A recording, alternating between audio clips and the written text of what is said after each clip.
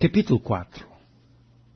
E, estando eles falando ao povo, sobrevieram os sacerdotes, e o capitão do templo, e os saduceus, doendo-se muito de que ensinassem o povo e anunciassem em Jesus a ressurreição dos mortos. E lançaram mão deles, e os encerraram na prisão até ao dia seguinte, pois era já tarde. Muitos, porém, dos que ouviram a palavra creram, e chegou o número desses homens a quase 5.000. E aconteceu, no dia seguinte, reunirem-se em Jerusalém os seus principais, os anciãos, os escribas. E Anás, o sumo sacerdote, e Caifás, e João, e Alexandre, e todos quantos havia da linhagem do sumo sacerdote. E, pondo-os no meio, perguntaram: Com que poder ou em nome de quem fizestes isto?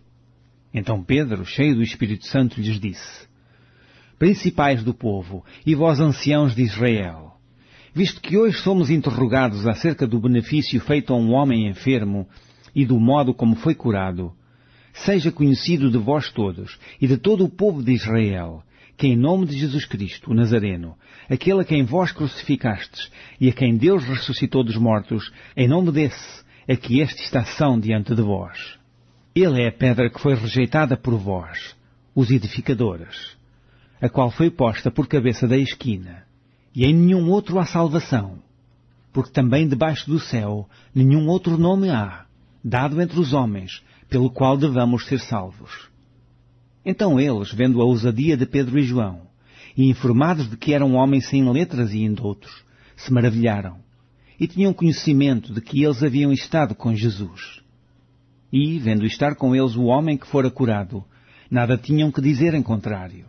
Todavia, mandando-os sair fora do conselho, conferenciaram entre si, dizendo: Que havemos de fazer a estes homens?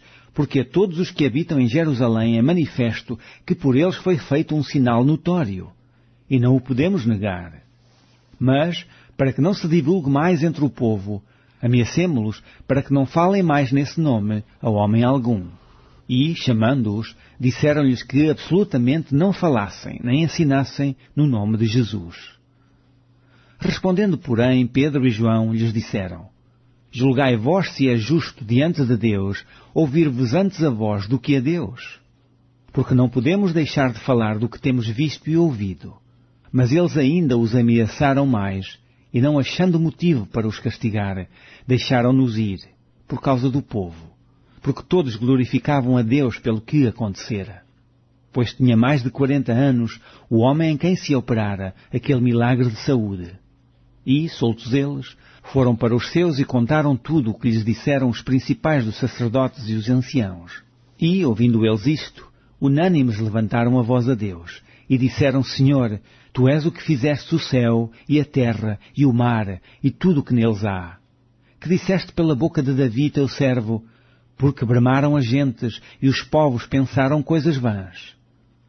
Levantaram-se os reis da terra, e os príncipes se ajuntaram à uma, contra o Senhor e contra o seu ungido. Porque verdadeiramente contra o teu santo Filho Jesus, que tu ungiste, se ajuntaram, não só Herodes, mas Pôncio Pilatos, com os gentios e os povos de Israel. Para fazerem tudo o que a tua mão e o teu conselho tinham anteriormente determinado que se havia de fazer. Agora, pois, ó Senhor, olha para as suas ameaças e concede aos teus servos que falem com toda a ousadia a tua palavra. Enquanto estendes a tua mão para curar e para que se façam sinais e prodígios pelo nome do teu santo Filho Jesus. E, tendo orado, moveu-se o lugar em que estavam reunidos, e todos foram cheios do Espírito Santo, e anunciavam com ousadia a palavra de Deus. E era o coração e a alma da multidão dos que criam, e ninguém dizia que coisa alguma do que possuía era sua própria, mas todas as coisas lhes eram comuns. E os apóstolos davam, com grande poder, testemunho da ressurreição do Senhor Jesus, e em todos eles havia abundante graça.